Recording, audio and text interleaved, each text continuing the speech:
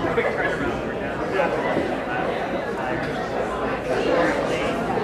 Larry, how are you? How's your dad? Is he here or in Florida? Oh, is that right? And your mom is down here now? Oh, really?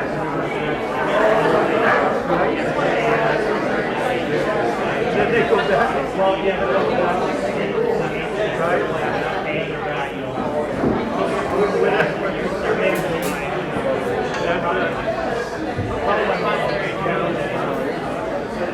So when it gets back, you're only going to be here for maybe a week or so? Okay, I hope you're ready to get down and maybe I'll stop by. You know, I haven't seen him in so long. We still exchange emails every so often. But it's hit or miss. I'll get 3 in a row, and it'll be a month I won't hear.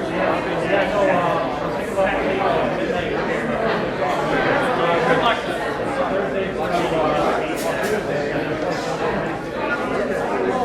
All right. It's always good to talk to you again. And your mom. Okay. Good luck tonight.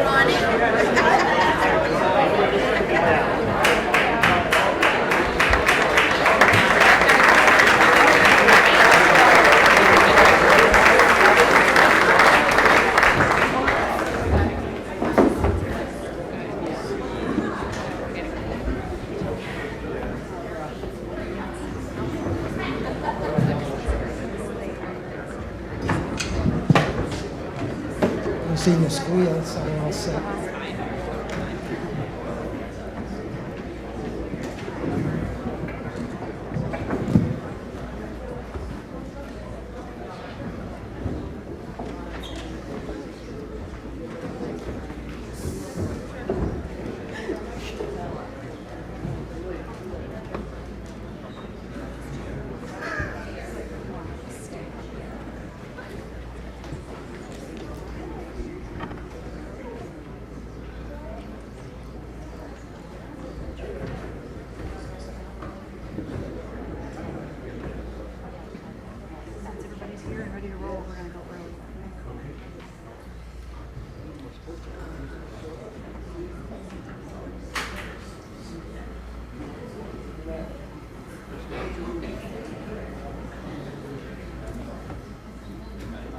Hello. Since everybody seems to be ready and paying attention and all of our candidates are here, we're going to start a couple minutes early.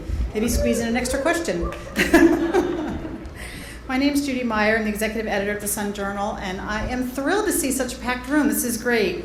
The debate tonight's hosted by the Sun Journal and the Lewiston Public Library. And my deepest thanks to Marcella, who is standing some there, for helping organize tonight's event.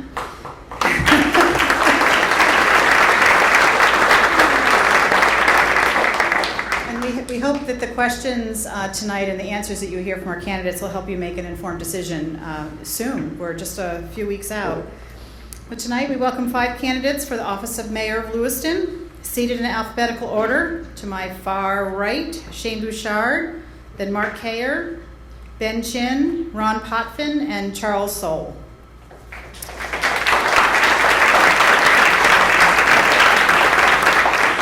Just going to take a couple of minutes to introduce each, because there are probably people in the room who don't know each candidate. Mr. Bouchard is a 6th-generation Lewiston native. He and his wife Allison have a 17-year-old son, Anthony.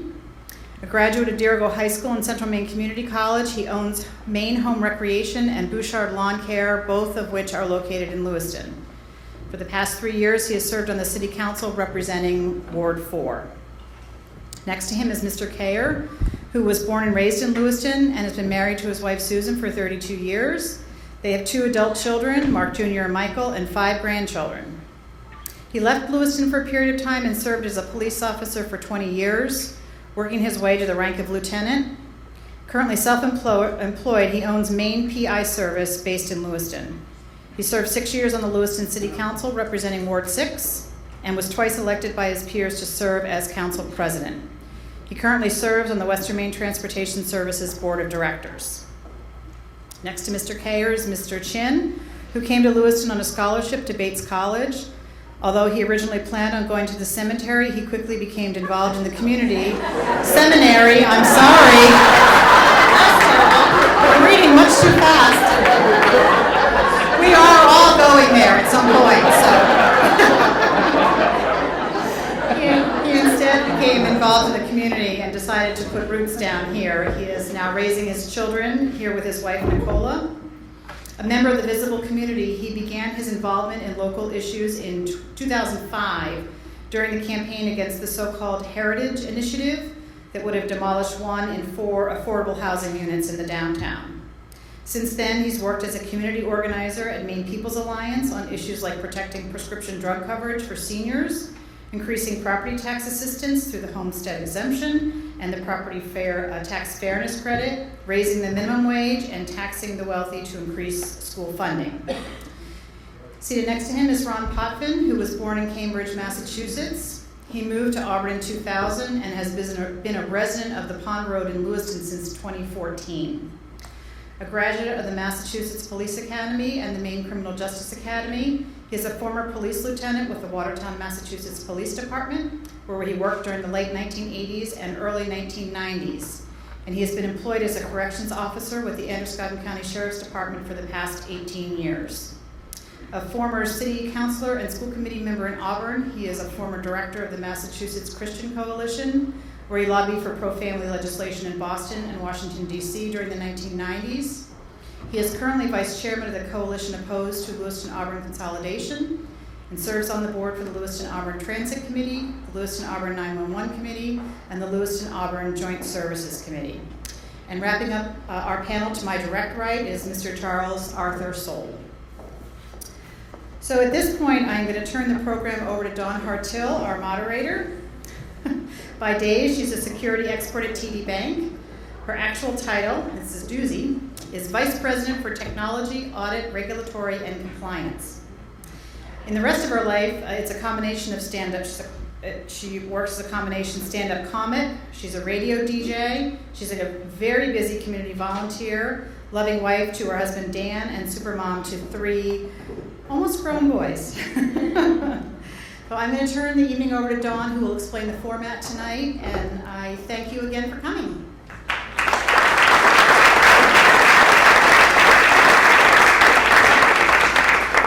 You guys are just lucky I didn't run for mayor. Couldn't fit it in. Thank you all for coming out tonight. I'm going to go over a few of the rules. Each person will be given 3 minutes to make opening statements. We'll move in alphabetical order, and Mr. Bouchard will begin. Each person will then be asked questions in turn, with each given up to 1 minute to respond. Because of the amount of candidates we have and the short amount of time, there will not be time for rebuttals tonight. Questions were compiled from Sun Journal reporters, editors, and readers, and from the staff of the Lewiston Public Library. Written questions will be accepted from the audience during the debate and from the online audience as well. If you'd like to ask a question, please raise your hand and a card will be brought over to you, and you can write down your question and Judy will come pick it up. At the conclusion, each person will be given 1 minute closing statement in reverse of the openings. So Mr. Soule will start with the closing statements. Heather McCarthy, here, will keep track of time. Time limits will be strictly enforced. She will give a 10-second warning and then a sign to stop. If you do go over time, she will stand up. And we don't want to put too many steps on her Fitbit, so keep it under 1 minute. The event is being live streamed on sunjournal.com and being taped by Great Falls TV for later broadcast. We do ask at this time you do mute your phones, and please no applause, cheers, signs, or posters during the debate. And we ask you to be considerate of others by not interrupting the speakers or otherwise making it difficult for people around you to hear what's being said. We're all in agreement with the rules? All right, let's get started. Mr. Bouchard, your opening statement, please. Thank you, and I want to thank Sun Journal, Lewiston Public Library, for hosting us tonight. Again, I am Shane Bouchard. I'm the Ward 4 City Councilor. I'm running to be our next mayor because I believe in Lewiston. The residents of Lewiston deserve a mayor with strong positions on key issues and a solid track record of working across ideological lines to do what is best for the city as a whole. As a leader, clear positions and critical thinking are an important aspect in shaping public policy. There will always be those who don't like to hear the bad news and resort to using labels such as negative and divisive to divert attention from the issues that they themselves fear or hold no positions on.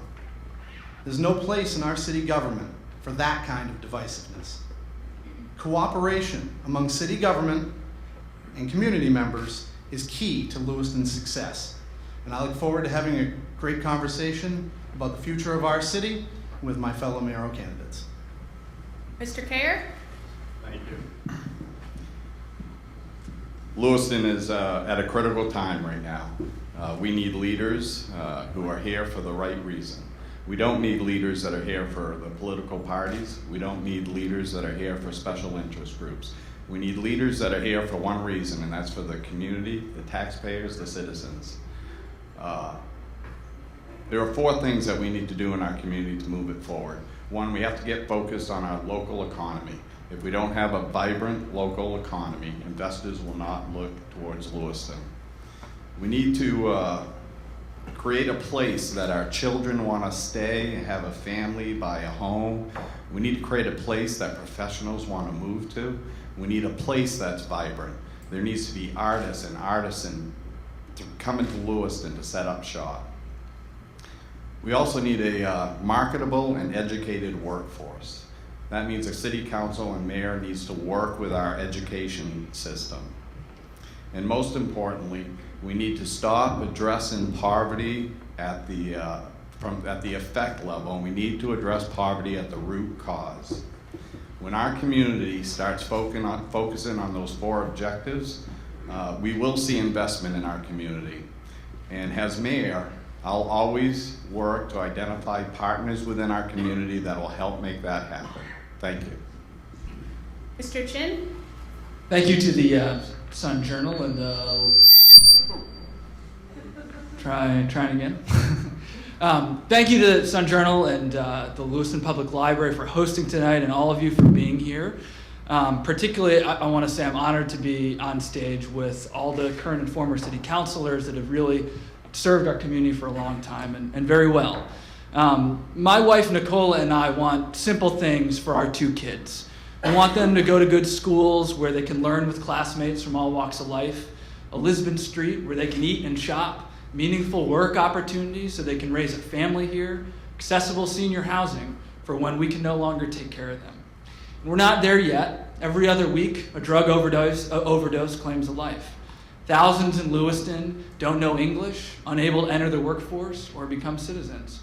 Many still aren't proud of Lisbon Street. Too many youth leave to work elsewhere. And we all know what I think about slumlords. But blaming and complaining doesn't move us forward. I'm running to put real solutions on the table that everyone of goodwill can get behind in order to transform our city's reputation from a sore subject to a point of pride. Children are going to bed hungry every single night. Children are going to school hungry every single day. Our poverty rate hovers between 25 and 30%, and that's not acceptable. That's a demographic or a challenge that we face, that investors from outside our community will not choose Lewiston just solely on our poverty rate. Although we've made minimal strides in our local economy, we have made strides. So the 4 things that I mentioned before are the 4 key issues that I'll deal with immediately from day 1. Thank you. Same question? I think it's important that we address the most life and death issues that are facing our community. And so the top of my list would be the opioid epidemic that is claiming a life right now more than every single day in Maine and every other week right now in our community. We need to make sure we have a public health perspective on that. Just locking people up isn't getting the job done. We need to make sure people have access to treatment. The second thing we need to focus on is making sure that every single person who owns housing in the city plays by the exact same set of rules. Hopefully we get to talk about this a lot more later, but there's a rental licensing program and policy that I feel like is going to be essential to making that happen, where we have carrots for folks who are doing the right things, helping them rebuild, and sticks for those who aren't. And the last thing I'd say is that I've talked to so many people who really, every city is known for one street. There's these 5 blocks from Main Street to Walnut that really embody what Lewiston is. We've got a small business loan program to make sure retail comes back downtown. I think that'll be the tipping point for what can launch our economic development going forward. The issue that's a priority right now, and one of the reasons I'm different from the other 4, is I feel there's something going on in Lewiston that needs to be fixed immediately, and that's the city's image. I'm giving you homework tonight. When you go home on the internet, I want you to bring up 24/7, Wall Street 24/7 site. There's a national publication on the internet that turned around and had a study of the best places to live and the worst places to live. And they have Lewiston, Maine as one of the top 50 worst states in the country to live. This is a national publication. And I can tell you from coming away, whether it's from across the river or from Massachusetts, the image isn't good. A long history here of the mill workers, the gritty downtown Lisbon, and everything. So that's the priority that needs to be changed with a program that I hope to speak to tonight. Mr. Soule? Good. Nobody talked to the real issue. The real issue is that you have between 31 and 34% of the businesses and residents paying all of the taxes in Lewiston. What business is going to move to Lewiston when they know they're going to have to pick up a large share? Another issue is that Lewiston used to have 50,000 people. We're a dwindling residency population. And then again, you have another issue. Maine has the fastest aging population in the country. The average age today is 43. Next year it'll be 44. The year after 45. These are, and when you turn that age, now so you pretty much have everything you want. My goal is to check the city expenditures because when you're at 43, you have kids in college, and you cannot use wastewater increases or. Thank you. Mr. Bouchard? So it's been touched on, our image. That is the first thing we need to tackle here in Lewiston. It is the linchpin to our economic development. We've got a great economic development department here. There's a lot of strides being made here in Lewiston, but the economic development we're employing is not leading to economic growth, and there's a big difference. Just because you do something doesn't mean it's going to work and it's going to attract people. What we've been doing, while it looks great, isn't working. We need to change course on our economic development. We need to tackle our image problem head on. We can't continue sweeping some of our problems under the rug and pretending they don't exist. We have to get to work, take a good hard look in the mirror at who we are and what our real issues are, and come together as a community to address them. Mr. Cayer had a great one, poverty, root cause of poverty. Mr. Chin mentioned English language. That's all great things. We need to explore some bold new ideas. Okay, we'll move on to the second question. Ben Chin will begin. How do you envision your leadership style? Please tell us how you will be the ambassador for this city and to those beyond its borders. I think the first thing that you've got to be conscious of as a leader is that in a democracy, the main thing you do is you follow the will of the people. So the very first thing I did when I started this campaign was survey folks door to door for thousands of people all over the city to identify priorities. Second thing you need to do is once you've raised those issues, you got to figure out what are the real solutions to that. So met with nearly every department head in the city to come up with these policies that we're talking about today. And then the third thing you need to do is you need to work to actually build a people's movement to back those issues. Change doesn't happen just from within City Hall. It happens when large groups of people get together and refuse to take no for an answer. That's why I've put forward some common sense ideas that I think everybody of goodwill can get behind in order to move us forward. At the end of the day, even if you have 100 ideas and 90 of them are total flops, but you get 10 actually done, I think that's going to be enough to start moving us forward. Potvin? My leadership style is very aggressive, and I've accomplished a lot in a matter of 3 years in the city of Auburn. What needed to be happen with the taxes, with tax reform, with restructuring the finances of the city, with bringing in new services to the community over there, in refining the delivery of those services, personnel issues, and we tackled it in consensus. That you reach out, you find out what, as a leader, where are you going to be successful? What is the council going to work on? What is the people going to what is it that the people will embrace? And you take that direction and you bring a consensus. What separates me from the others tonight, especially too, is the socialist sitting on the right with the far extreme issues that he wants to turn Lewiston into. Now, I'm from Cambridge, Massachusetts, and that was pretty rough. And the right winger way at the end, in Shane Bouchard, who wanted to put all Republicans on the city council because he had a Republican message. This is not that works. Saul's turn. Yes, I will. Well, how do you envision your leadership style? Please tell us how you will be the ambassador for this city and to those beyond the borders. Well, I'm surely not a yes man. I've been running for 30 years, getting knocked down by special interest groups, being out-financed. Mr. Chin carried over $11,000 from his last $90,000 to use in this one, which I don't think the newspaper happened to mention. I don't accept any finances from anybody. If you've seen one of my signs, they're homemade or recycled signs. I'm very cost conscious and very frugal. And I've also noticed that the city seems to be taking a greater share of the community development block grant money, which is $700,000 over, and using it to pad their salaries. That money is provided by the federal government to help institute change and for the betterment for the average person. I've been at this game for 30 years and taken my licks, and I'm hoping I won't take any more. Mr. Mr. Bouchard, your leadership style? So the first thing is the mayor needs to stay out of city staff's way. Needs to help them with the will of the council, but for the large part, let city staff do their job. We have a great staff here in Lewiston. I would like to get the city councilors more involved, more in the community. We have some great councilors who are out in the community. We have others that are not. I think councilors need to be far more involved with things like ribbon cuttings. I think they need to be allowed guest columns where maybe the mayor has a say. And I think the most important job of the mayor is to advocate in Augusta, in a bipartisan way, for Lewiston's best interests.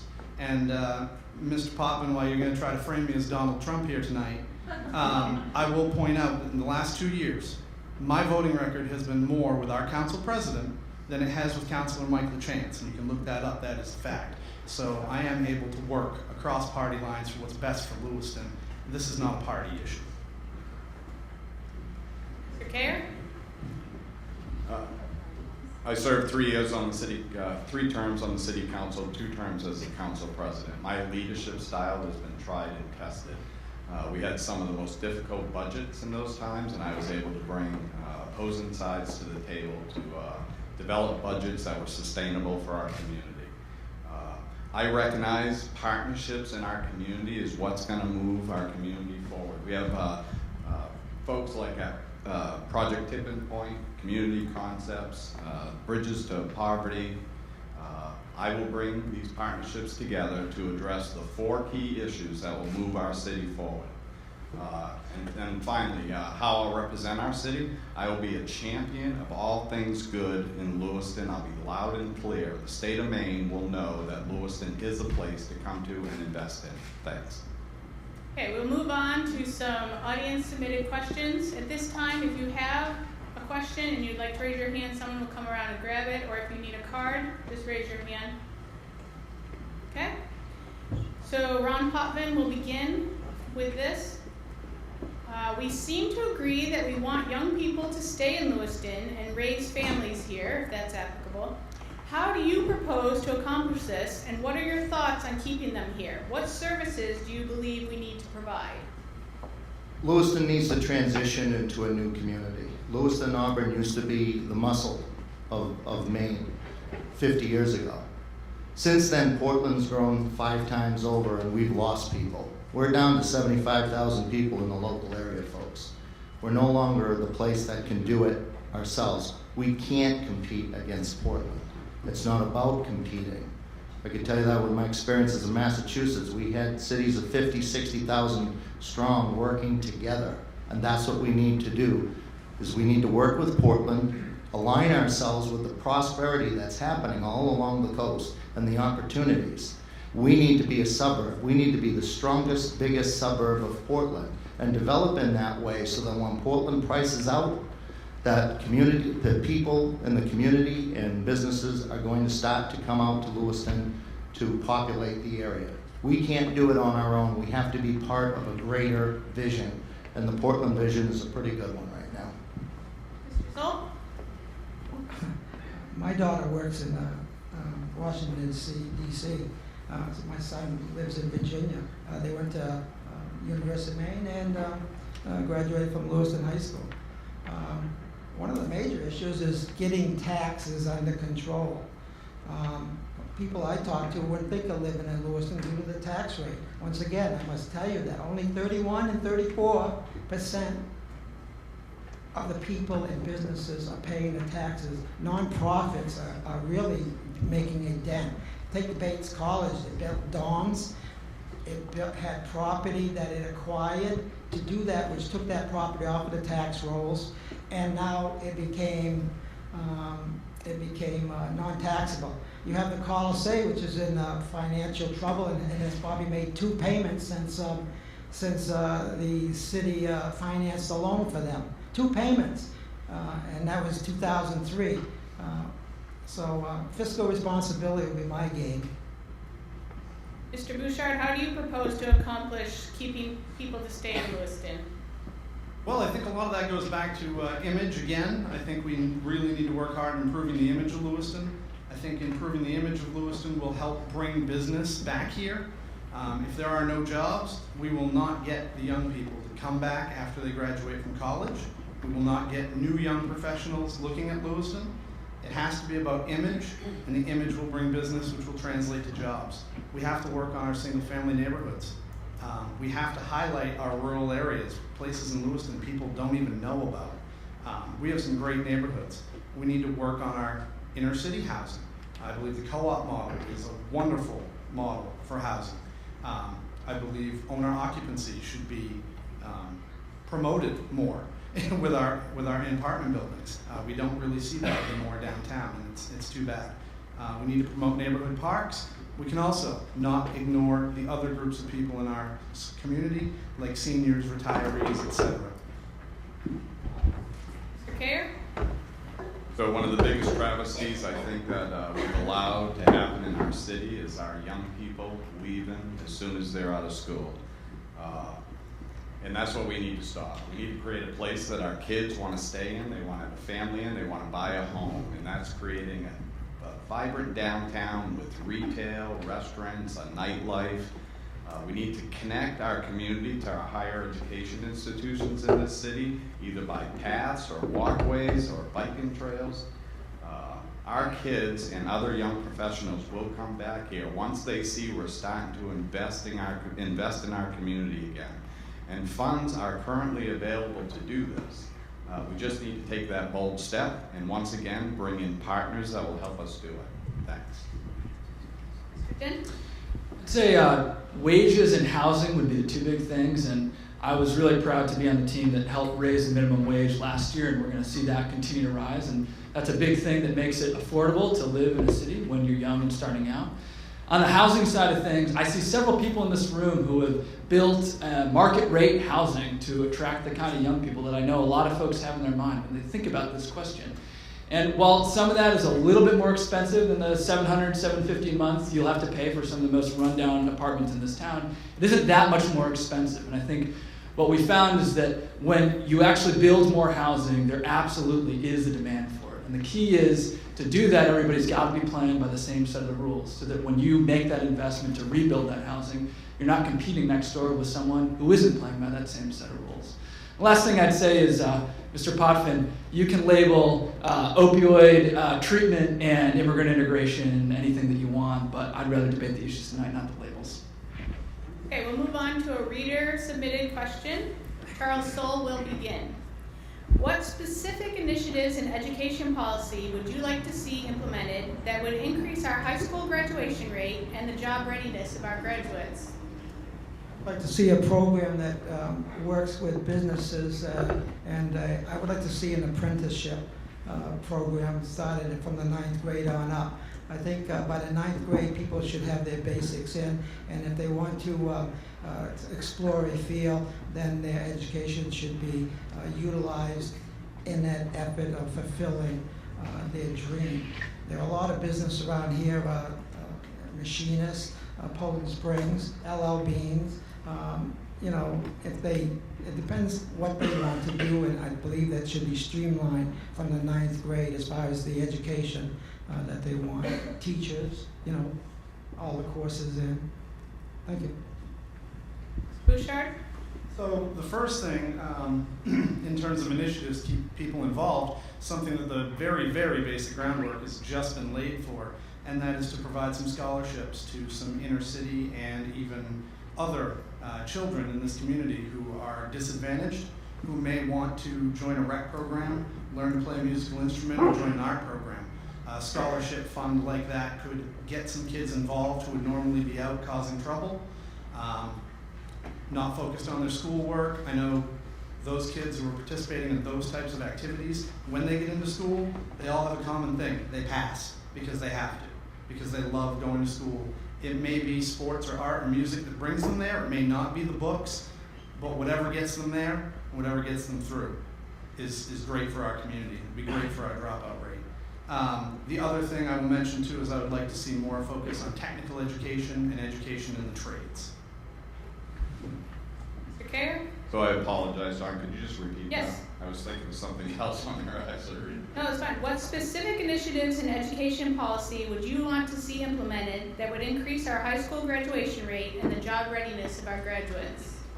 So the very first thing is we need to start letting teachers teach in this community and stop the massive testing. So I'll be a strong advocate in Lewiston and in Augusta to make that happen. The next thing we needed to do, I think, is start getting the mayor and the Lewiston City Council involved in education. We should be meeting with them more than once a year during budget time. I think if we develop plans that are jointly accepted by the school committee and the city council when budget time comes, we'll have a much better idea how to move those plans forward. Thanks.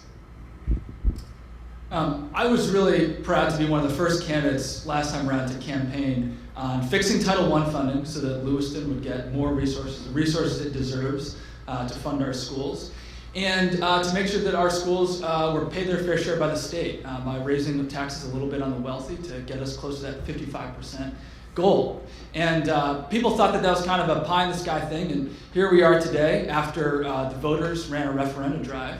And at the end of the day, we have the Title I situation is fixed for Lewiston, and we're closer to 55% than we ever have been. And that's the power of what it takes to get a people's movement together to push for things.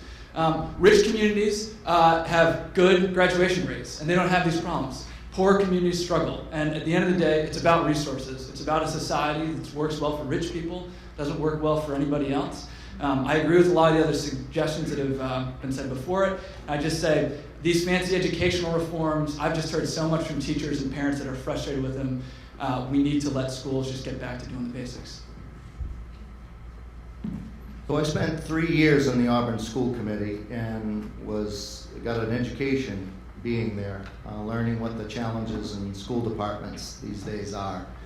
And I think 3 things stand out. One, on both ends of the spectrum, early childhood education. Huge investment needs to be made at the earliest possible time to begin to work with students addressing needs and not allow unmet needs to go on through the system. We had significant success with that across the river. I'm not really sure where Lewiston stands with that. On the other end of it, I hear from employers that we have so many people out there that don't have the particular technical skills to be able to come into my factory and work my machinery and so forth. So why don't we get the businesses together and find out what are those skills that around here that they need to have. The other part, finally, is we need to fix the poverty rate. Okay, as long as children are coming from 24% poverty rate in this city, they bring the issues along with it. Okay, we'll move on to the next question. Now we're getting into the tough stuff. Shane Bouchard, you will begin. Which specific part of the merger consolidation agreement ultimately swayed your decision on whether to support it? Wow. I warned you. Oh yeah, I've got a very clear position on the merger, and that's no. There was actually nothing in that report that would compel me to vote for the merger. I do not see an economic benefit. I do not see a financial benefit. I see some unicorns and rainbows and a lot of conjecture, but I don't see any facts. And Lewiston can do it on their own. There's a reason I picked Believe in Lewiston as my campaign hashtag, because I do believe in Lewiston. We don't need Auburn. Auburn doesn't need us. We get along very well together. We have a lot of joint agencies. We purchase some things together.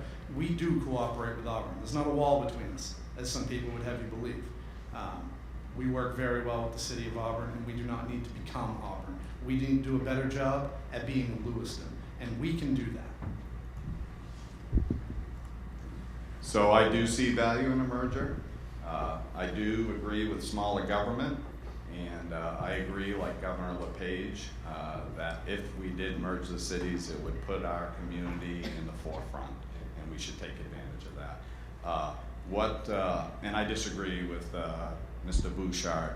We do not work well with Auburn, and it really goes in the political winds. It depends who's in office on whether we work well with Auburn. We've had great successes, but as soon as we have a council on either side of the river that becomes objective, all the hard work of 10, 20 years before just falls through the crack. That said, most important to me is that this finally is going out to the voters of this community, because we have spent hundreds and hundreds and hundreds of thousands of dollars studying this issue, and every single study is sitting on a shelf collecting dust. The groups that were there studying, they came up with several models that the communities could choose from, and that's what sold me on the idea that we still have a choice here. Thank you. It's a great question. Obviously, the voters are the final decision makers, so this is just a personal opinion as one voter to the other. You know, I'm not going to be voting for this. I can see plenty of good arguments on both sides. There's plenty of things that we could be doing bigger and better together. There's also lots of tradition and history that both cities have that can be kept distinct.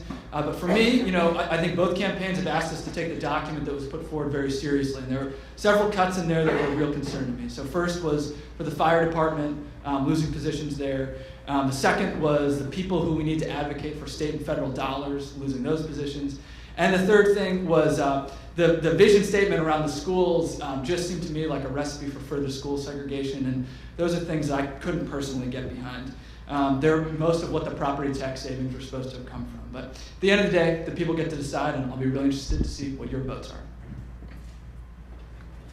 So as the vice chair of the opposition group against the merger, a little difficult to embrace it.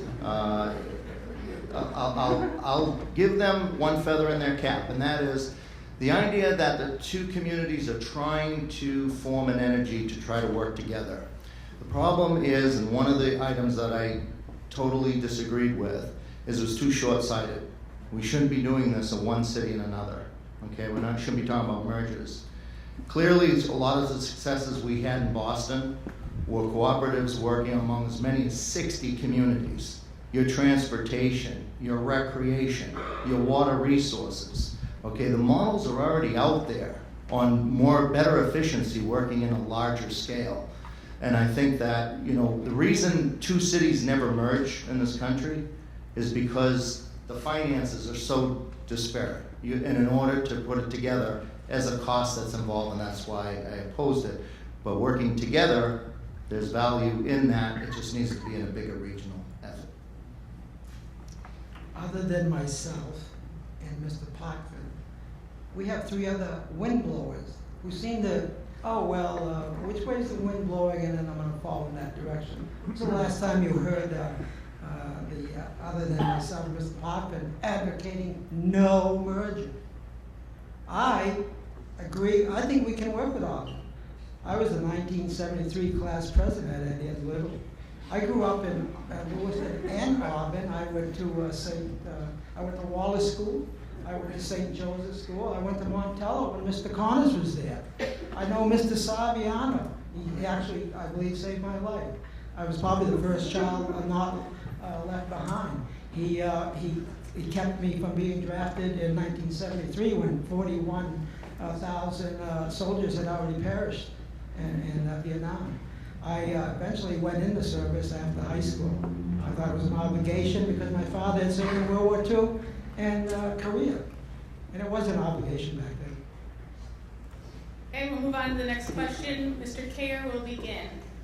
If the merger fails, where can the two cities work better together to foster more economic development? So I believe there are many areas that the city can work together. We can definitely work together on economic development so that we're not fighting each other daily for businesses. And each department can be looked at for possible consolidation. But the first thing we need is leaders, both in the mayor and city councilors, who want to work together for the benefit of the taxpayers of this community. And only you folks can decide that. We all need to elect leaders who recognize that our taxpayers are strapped right now. We have seniors who are losing their homes because they cannot afford the house payments with all their other expenses. When you look at the pay raises going on around this community in some areas, and you look at senior citizens, they got a 2% increase in their benefits this year, and that's just not sustainable for them. So every area possible, I will try to work with the city of Auburn so that we can reduce the burden on taxpayers. Thank you. There's a lot of potential points for collaboration. I think the one in particular that I'd highlight would be transportation. Transportation between the cities, there's a lot of people who live in Lewiston and work in Auburn and vice versa. And it's really important that we're able to make sure that the stores in both communities, the work sites in both communities are accessible to everybody. The other thing I'd point out too is that there's, as people continue to get priced out of southern Maine, it's going to be more and more attractive for folks to live in Lewiston and Auburn and maybe work other places, particularly down south.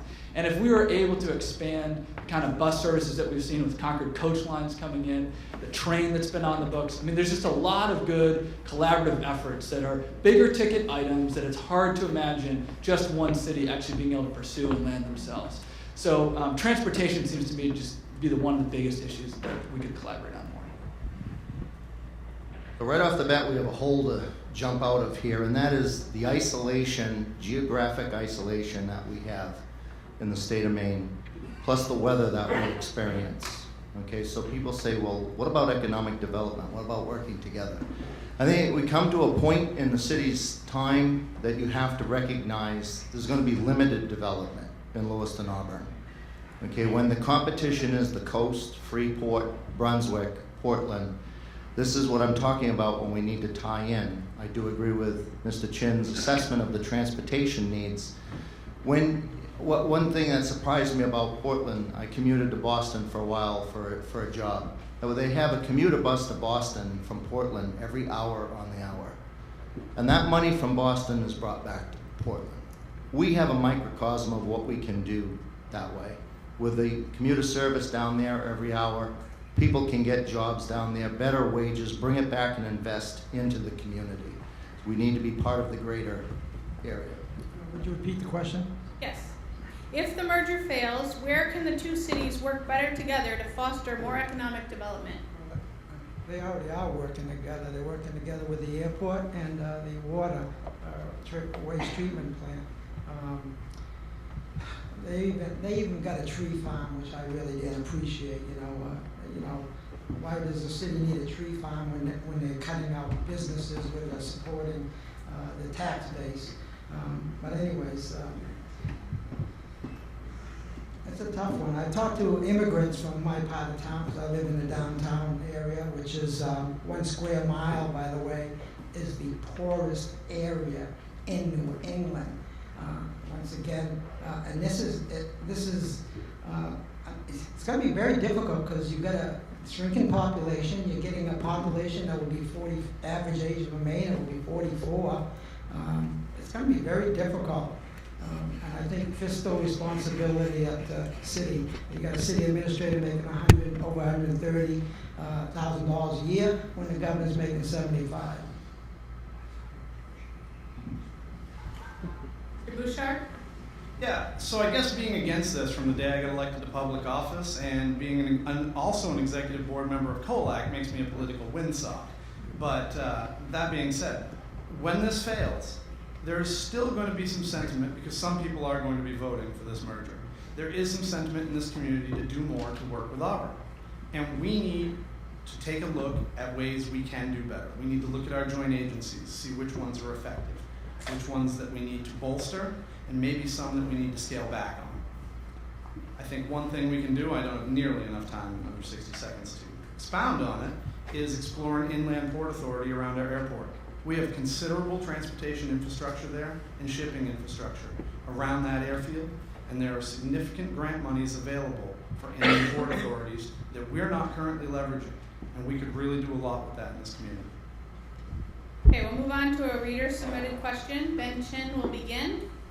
Some feel that our current mayor has alienated the Bates College students and community. How would you work to rebuild that relationship between the school and the city? Well, I obviously went to Bates, so I certainly know some people there, and I'd be happy to reach out. I think that there's no question that most people in the community think that Bates brings a lot to the table. There's, in addition to just the brain power that's on campus, there's a lot of students that are buying things in town, that are volunteering, that are becoming a part of the community, and certainly my life has been better for that. At the same time, I think it's also clear that with the disruptions that have been in the news from the off-campus parties and things like that, there's a lot that college needs to do, the students themselves, to make sure that folks are acting like adults and being respectful in the neighborhoods they're living in. I lived on 38 Davis Street when I had to get up at 5:30 in the morning to go to work, and it was definitely a bummer when students were partying next to me. But these are things I think that we can really work out over time, and in the long run, I think there's a lot of potential between the town and town having a good relationship. Potvin? So growing up in Cambridge, Massachusetts, I had unique opportunity that as a high school student, I got to take up curriculum in Harvard University and MIT if I wanted to. And it was a piece that helped further goals in education for what you wanted to, and the two colleges were an integral part of the city. Bates is an integral part of the city of Lewiston.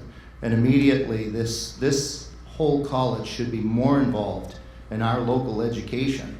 We have one of the best dynamic schools. I'll give you a feather there, Ben, that we need to take advantage of having it here right in our backyard and have these professionals working with our students and creating opportunities that will better. And once they're more involved in the community, other things can come from other aspects. Last Tuesday, I went to the city council meeting, and somehow when I was speaking, the mic kind of went into a whisper. People told me the next day that they couldn't hear me on their TV. I had been asked by a Bates student named Daniel, who works at the Forage Market, to tell the public that Bates College students are not all like the college students that are being portrayed at the weekly or monthly city council. You can fact check this by going to Forage Market and ask them, Daniel, about it. It's funny that Ben has had graduated from that, but he hasn't yet talked to the people from Bates College. I'm at Forage talking with them pretty much every day. Mr. Bouchard? So Bates College is a great asset to us. There's a lot of community involvement with their students. It's a beautiful campus. It's a beautiful place to come in Lewiston, and it does provide us with some tourism opportunities. I understand a lot of the parents, as they're coming here, they stay in our hotels, they eat in our restaurants, they visit Museum LA. It was one of the first things I heard from Museum LA is they get a great influx from Bates parents. All that being said, they shouldn't be voting in our local elections. And if they do vote in our local elections, we actually need to uphold the legal requirements for them to register to vote, which we do not. I have no problem with them voting. The law says they can. But what we don't do is follow up and make sure they are doing what they're supposed to be doing afterwards. If you want to be part of this community, that's fine. Put some skin in the game.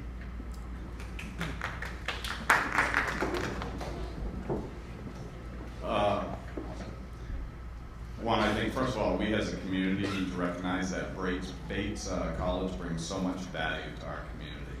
That expectation goes the other way as well. The administration at Bates needs to recognize that our community brings value to Bates.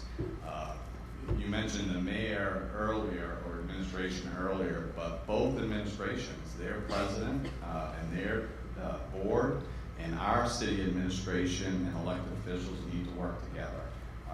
We recently had that struggle with the parties, and where was the Bates administration then? They were totally absent. So that's the first thing that needs to happen. They may have torn down that fence years ago, but there's still a fence there.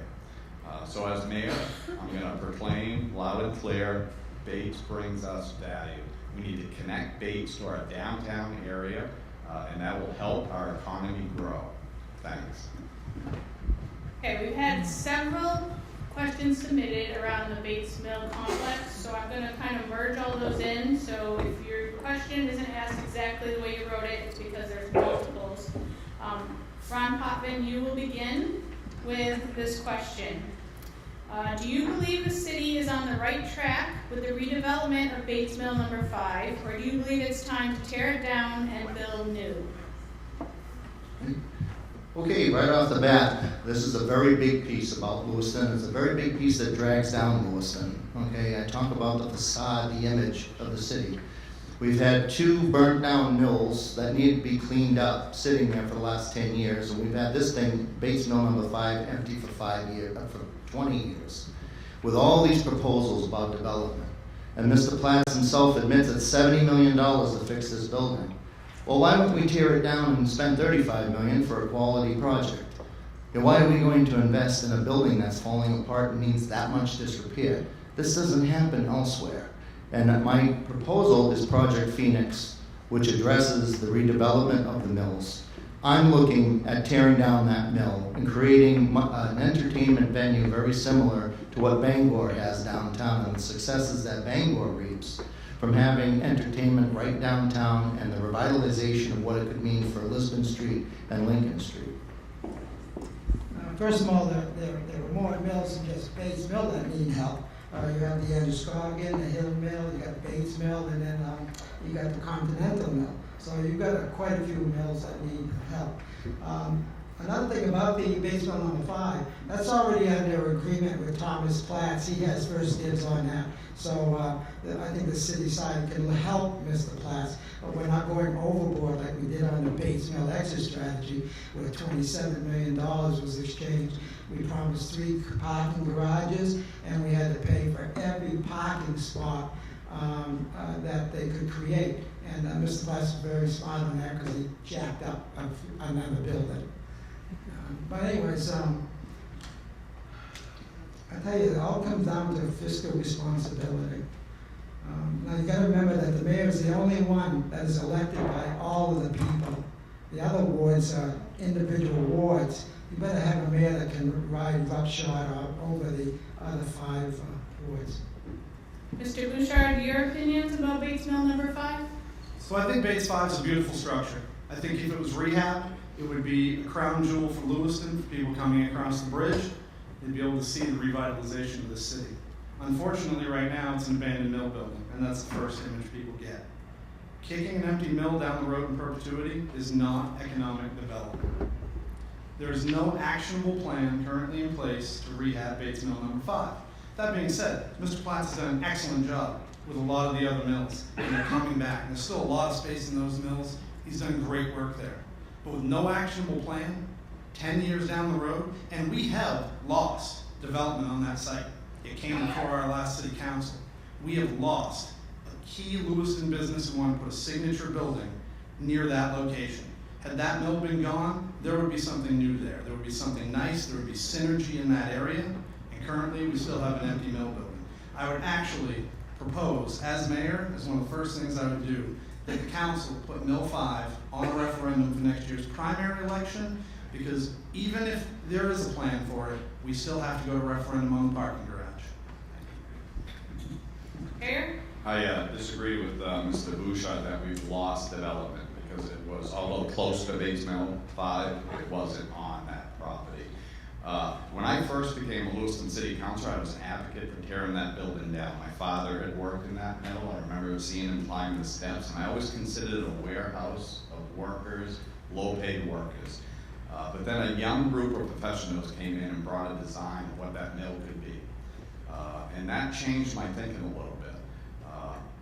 Tom Platts absolutely has a track record of redeveloping mills. And we are the closest we've ever been to developing that mill in 20 to 30 years. So for me, giving him a little bit more time, it would be against the taxpayers of this community to pull that rug out from under him. So I have a line in the sand someplace, but it's not quite there yet for me. Thanks.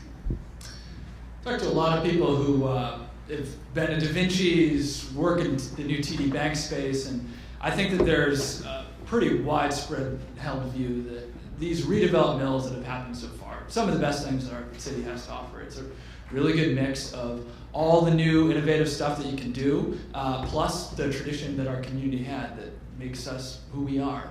So I think specifically on this question, the council voted to extend the option that Tom Platts had on this, and I think that was the right decision. I think that he was on track, and then he had CMMC pull out, and it seemed reasonable to allow him more time to get that back together. And I don't think any of us think that that should go on in perpetuity, but when you get new information, you have to make new decisions, and that seemed like a smart move. I think at the end of the day, that project is going to come together, and as Mr. Cayer said, I think some of the brightest, best people in our community are the folks pushing forward, and they deserve our support. Okay, we'll go on to a question submitted from a current city councilor. Charles Soule will begin. Collaboration is vital to good, productive leadership. We'd like some examples of how you have,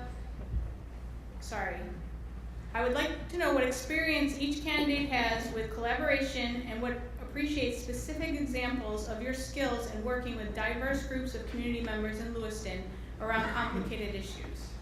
I'm gonna represent the most diverse group there is in Lewiston, the taxpayer. We have an older population. I've said that all the time. The average age is 43. I'm, in 3 months, will be 65.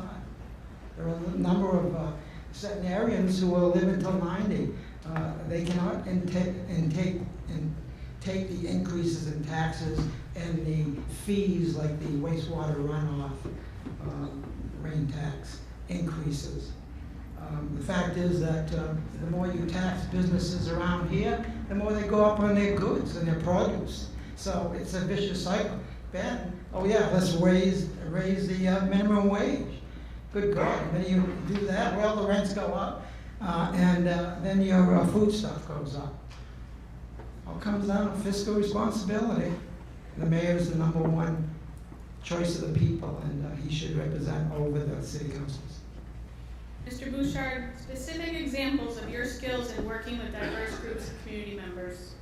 Sure, I can give you a few. I'm chair of the Public Works Oversight Committee, and I ended up, one of the things I've done there is work with Councilor Jolene Bean, who, as anybody may know, we're not the most ideologically aligned folks, but we worked very well together on that committee, and we worked well in establishing a recycling subcommittee, which Councilor Bean chairs. This is one example there. The current initiative I spoke about earlier, the first person I went to for that was Council President Cloutier. I hope we can work really well together on that. I try, when I have proposals or ideas, to try to reach across ideological lines on the council to try to build some consensus. We had a large issue on rezoning recently at Webster Street, and community members came out in force, and I worked with community members to help them get the result that they were looking for, and stood with the community members, and even brought a proposal up with Councilor Lyson, who also is not ideologically aligned with me, in terms of assisting with elderly housing across the city. Cayer? So I had to write a list because there's so many things over the years as a counselor that I've worked to bring people together. Some of them are complicated issues. Landlords struggle financially, and they've been the brunt of several attacks, even some of our good ones. And as soon as that started happening a few years back, I pulled several landlords together to try to figure out a way to start working on some of the issues. I pulled together a roundtable discussion With them or others that may come. And part of it is the housing piece. Okay, our downtown housing is lousy. And part of the Project Phoenix plan that I'm going to be proposing is a block by block urban renewal program. And I think the first thing we do is we put people in good living arrangements and give them opportunities. Okay, well, audience submitted question. Shane Bouchard will begin. Ward 6 has no one running for school committee. Question is, what are your thoughts on filling that seat, and what qualities would you be looking for to appoint someone to that seat? So I would have a very hard time putting anybody in a school board seat who didn't even take the initiative to go out and put 50 signatures on a petition. I don't feel like that anybody who didn't take that initiative should necessarily be qualified to be dealing with our students that closely. For that reason, I have a short list of 4 people. Both persons on the ballot for the Ward 6 City Council seat, Jolene Beam and Pauline Gudis. Whoever's not victorious in that race would be under consideration.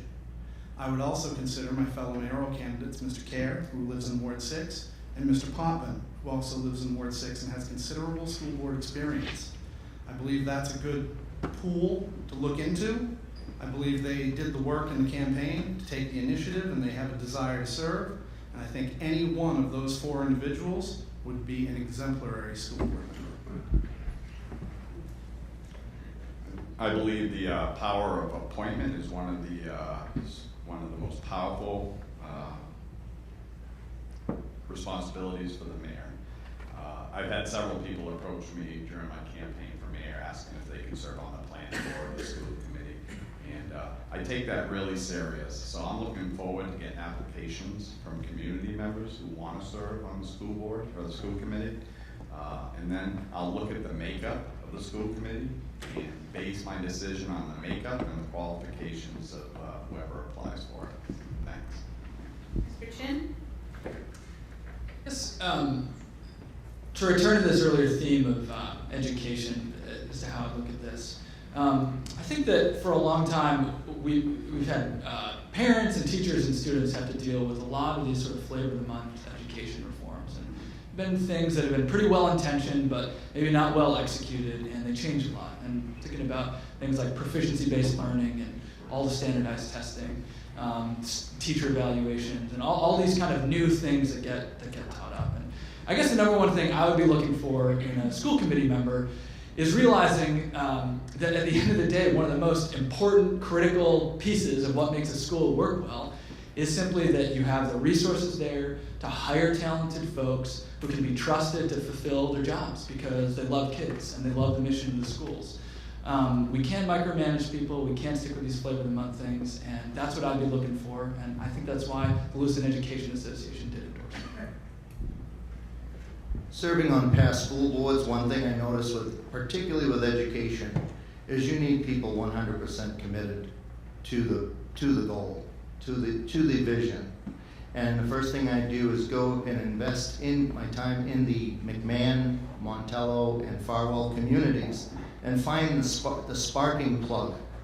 Who's the one with the energy? Who's the one that's most involved, that has the energy to bring to the school committee for ideals and concerns and address it? And I would take input from the particular school leadership in that area, and also from the community, from the council, and so on. The persons out there, I think the political jobs are thankless, very difficult, long hours, no pay, not a whole big reason to want to get involved. And I think the typical person wants to do it otherwise. I spend my time convincing that spark plug, you need to be on the school committee.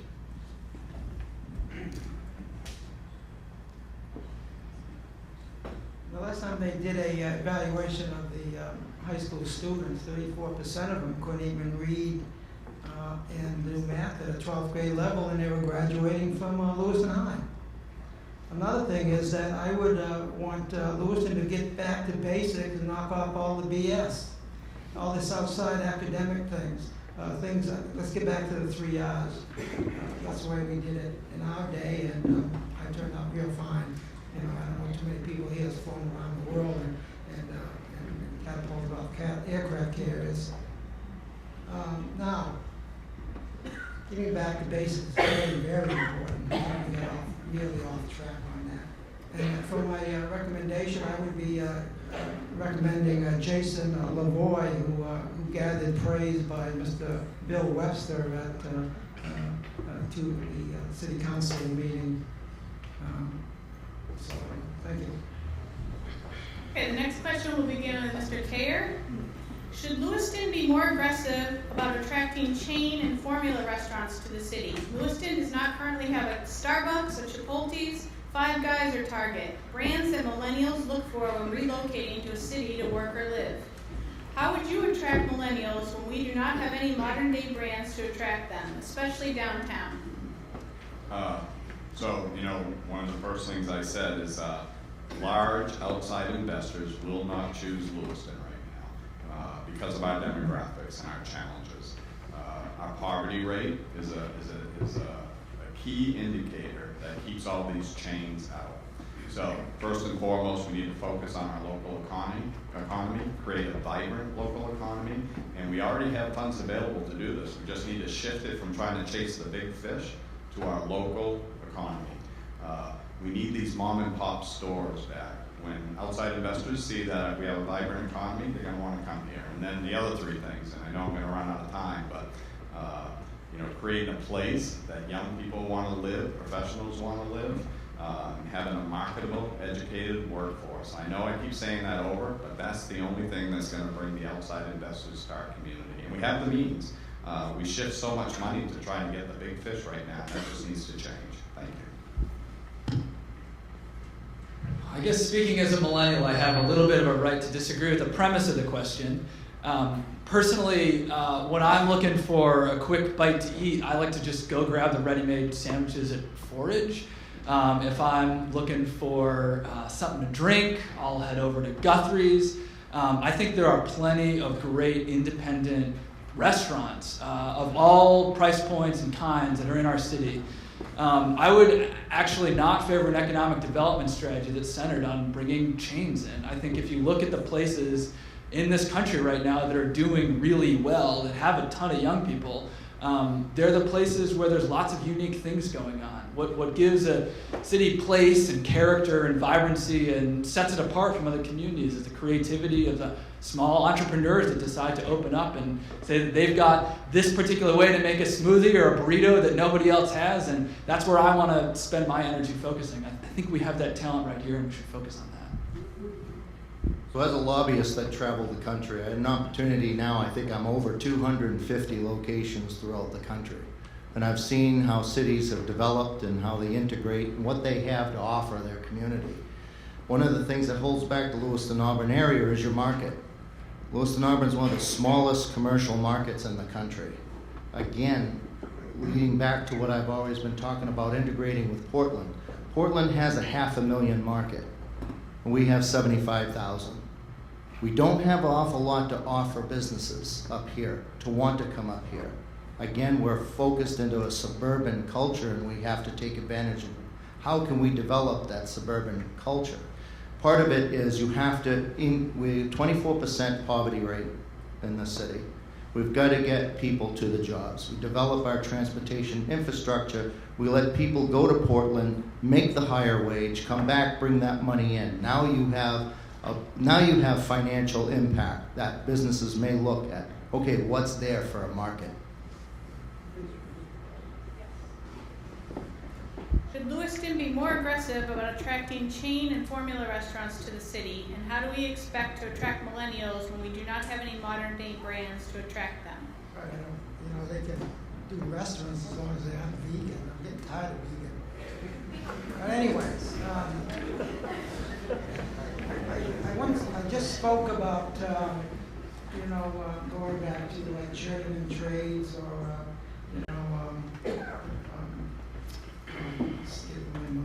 apprenticeships. Argo is hiring. They get a door. We could train people to get into those jobs. We could probably clean out general assistants. I mean, Argo must be talking to people overseas. We have the Congolese, who I live with, it's possible Francais. You have Mexicans, mi amo Chap. You've got Portuguese, which is more like Spanish. So I think that investing in these people and aiding Argo and businesses like this to adapt to the need of these people would be beneficial to Lewiston. Mr. Bouchard? So I said it earlier, we need to do a better job of being Lewiston. So this is where the far right lunatic is going to agree with the socialist. And I will put I didn't even say far left.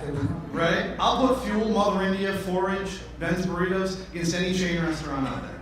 Okay? We are doing well there at being Lewiston. We need to continue that throughout the city. I think we've done a lot to try to attract big box. I think big box may not be doing as well as a lot of people would think. I think we need to take a bold look. One of the plans that I have is to take a look at Exit 80 and possibly do something out there around a public-private partnership with a new civic arena. Let's partner with Auburn. Let's partner with the county. Let's build something that can go on that attraction sign on the turnpike at Exit 80. It's blank right now. Let's do an outdoor concert venue out there. Not downtown where it's going to keep everybody awake. Let's do it out there where there's plenty of room. Those are some better ideas than bringing big box in. Okay, we had several people with this same question, and I'll just remind the candidates, if it's not your turn, please refrain from speaking. We'll start with Mr. Chin with this question. Do you believe Lewiston should be a sanctuary city? Why or why not? Well, I think that that term sanctuary city means a lot of different things to a lot of different people. And if what you're asking is, should immigrants be detained longer than, after it's been proven there's no reason for local police to hold them, then I don't think that's right. I think that's a violation of the Constitution for people to be held when there's no reason for them to be still held in detention.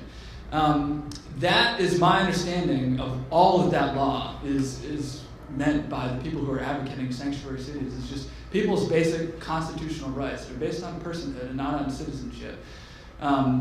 America, one of the great things about our culture is that we've been able to take folks from all over the world looking for freedom and looking for opportunity and figuring out how to get along together and take the best of everything and make a united society. And I think that we need to spend a lot more time thinking about how to do that, a lot less time throwing around divisive issues and gotcha questions. Absolutely not. We have federal and state laws in place. This country for over 200 years has had those laws in place to address these issues. When a community goes it alone and decides it's going to be a sanctuary city, you're basically ignoring those laws, choosing to do something completely different. This can't happen here. The other reason it can't happen here, and one reason I disagreed with how everything went 15 years ago, the Somali immigration. So we're a city of 35,000. We don't have the large-scale community services necessary to take on immigration or sanctuary, be a sanctuary city to offer. You need to be able to offer people the opportunities. Leave it to the bigger cities that can do that. We can't do it in such a small city as Lewiston. Well, if we're going to do away with our laws, we might just well do away with the whole country. I mean, I'll break into your house tonight because we're doing away with the laws and the police aren't going to enforce them. I mean, what the heck? We'll all be living in fear. Another thing, I have no problem with legal immigration as long as it's legal. I don't want anybody coming over the border, and I want immigration to slow down. Because look what immigration, Lewiston people do not hate the immigrants, first of all. It's just the financial burden it has put on this community as we have become the largest place for immigrants to migrate outside of Portland. Lewiston people are not racist. We are under financial strain. And why? I told you many times. We have an average population of 43 years old, 44 next year, and a shrinking population, and a shrinking economy. So let's stop. Mr. Bouchard. No, we should not become a sanctuary city. I have no problem with legal immigration. Illegal immigration I have a problem with.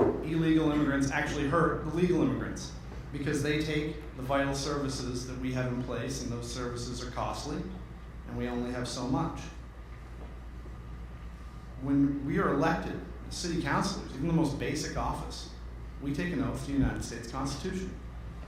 And it's not for us here in Lewiston, Maine, to try to interpret the U.S. Constitution. It's up to us here to live by the laws of the land for everybody, and especially for the legal immigrants who would lose those services if the illegals were given the services. So I have to challenge Mr. Bouchard on this. He's handing out cards that says, I'm going to say no to immigration, and then in another post he says that he's going to slow immigration. You can't say no to lawful people that are here in the United States. You can say no to illegal immigration, and you can say no to any illegal activity. So I was a police officer for 20 years. So no, I'm not in favor of a sanctuary city if it involves anything restraining law enforcement to do their jobs. So I'll leave it at that. Thank you. So I think we have time for one more round of questions before we start the closing statements. Ron Potvin will begin with this question submitted from the audience. Now that the rain tax is firmly in place, are you in favor of paying for trash bags or not?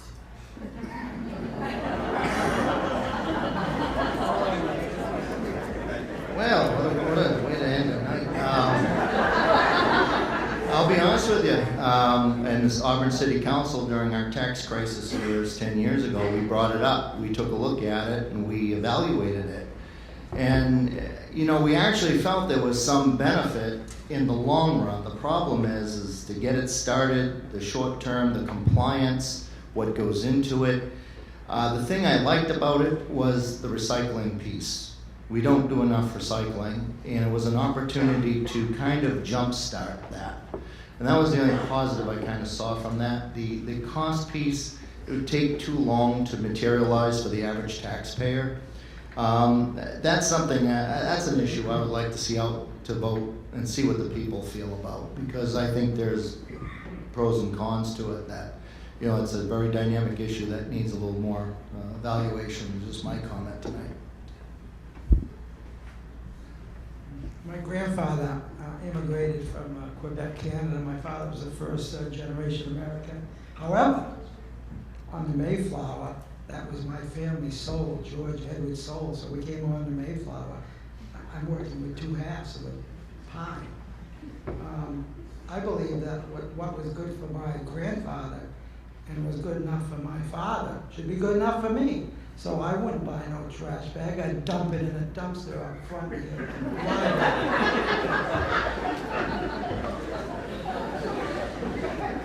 Mr. Bouchard, pay trash bags or not? So I was on the two councils that really wrestled with this issue. We took a lot of good hard looks at it, and I think it did have some positive effects, and there were definitely some negatives as well. But as with, you know, has been my way, that ship has sailed. We took the votes, and the votes were counted. We do still have challenges at our solid waste facility. The reasons that we brought up pay-as-you-throw still exist. But instead of crossing my arms and stomping off after pay-as-you-throw was defeated, I went to work as chair of the Public Works Review Committee. We retooled the punch pass system. We wrote a plan which would give everybody a free dump pass. That was something I added in the plan because the taxpayers of Lewiston deserve to get something when you pay your taxes like we used to 10 years ago. And we're working currently on doing things like automating the scale house at the dump to possibly move an employee inside the facility. So I didn't just run away. I took some positive steps to go a different direction and still address the root problem. Mr. Cayer? So, like Mr. Bouchard, I was on the council that dealt with this hot ticket item, and no, I would not look forward to bringing that back for discussion anytime soon. But I will say this, it had value. It truly did. We have terrible recycling rates here in our community, and this would have allowed for the people who choose not to recycle, your neighbors, some of them, at least you wouldn't have had to foot the bill for them anymore. And that's what we're doing now. We're paying extra for all the people who choose not to recycle. And I was really disappointed that we didn't, at least the public just wouldn't let us get to the education phase, because I just think we could have made a much more, a better educated decision at that point. But you will not see this mayor bring that up for discussion. It's such a funny question. I think I had a little bit of a hand in whipping some public enthusiasm up against this proposal, and definitely thank Councilor Lewiston and others who made sure this went away.